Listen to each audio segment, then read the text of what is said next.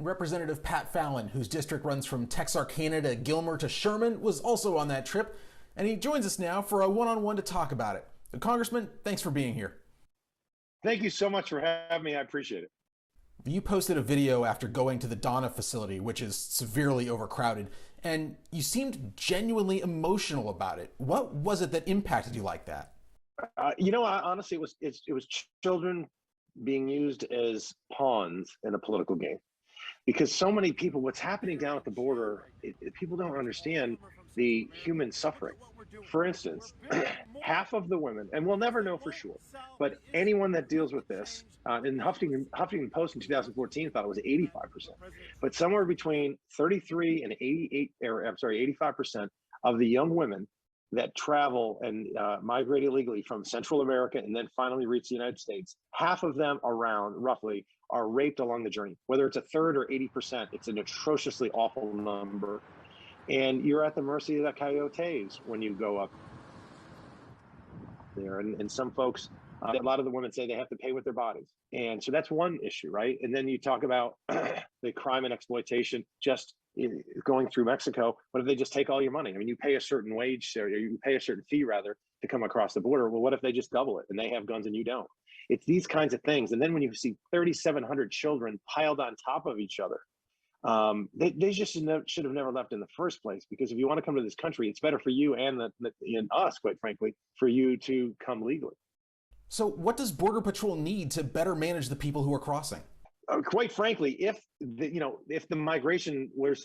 mass unlawful migration were to stop today, then we can process and handle it. But the problem is, let's look at root causes. Why suddenly has this occurred in February and now March and going into now April of 2021? There's only really one variable, and President Trump had certain policies in place. He had what was called the migrant protection protocols, which was nicknamed the Wait in Mexico. So if you came all the way to the border and either we got you at the border or we caught you, you'd wait in Mexico while your asylum claim was adjudicated.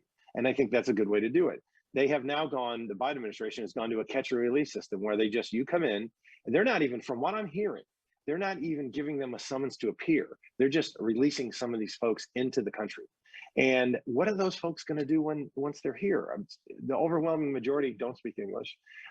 They're lacking on a marketable skill set for our economy. And the education levels aren't nearly what they are in this country, but even compared to Mexico. Mexico is just far more advanced than those three countries. So when you freeze all border deportations and you halt border wall construction, and you make it a point to say, hey, we're going to blaze a path of citizenship for millions of people, that all acts as a magnet to attract folks up there and saying, hey, let's go to America. Now's the time. And really, honestly, now's not the time, because this is an unsustainable migration. But this isn't new. Customs and Border Protection said it caught 100,000 people in February. But in spring of 2019, there were 4 straight months of more than 100,000, including 144,000 in May of 2019. And that was during the middle of the Trump administration. So there have been problems off and on for a long time. So there needs to be a long-term solution, right? Oh yeah, and I've been saying it, in these interviews that I've been doing over the last few weeks. I really truly believe in my heart of hearts, you cannot have an open border or an extremely porous border and have a welfare state. You can't have both. And we are a country of immigrants, and the vast majority of Americans, somebody in our past came here. They came here mostly legally. And 100 years ago, 150 years ago, when those immigrants were coming in, there wasn't a welfare state. When you got here, you best learn the language and have a marketable trade, or you're going to starve. That is an incredible motivator for human beings. Survival. We have that survival instinct. So you can't have both. And we're already a debtor nation. We have a $30 trillion debt. How can we can't even pay for the things that we need for our own 330 million American citizens. And now to take on hundreds of thousands and then eventually millions more, we just don't have the resources any longer. It's weakening us. And quite frankly, it's strengthening our geopolitical adversaries.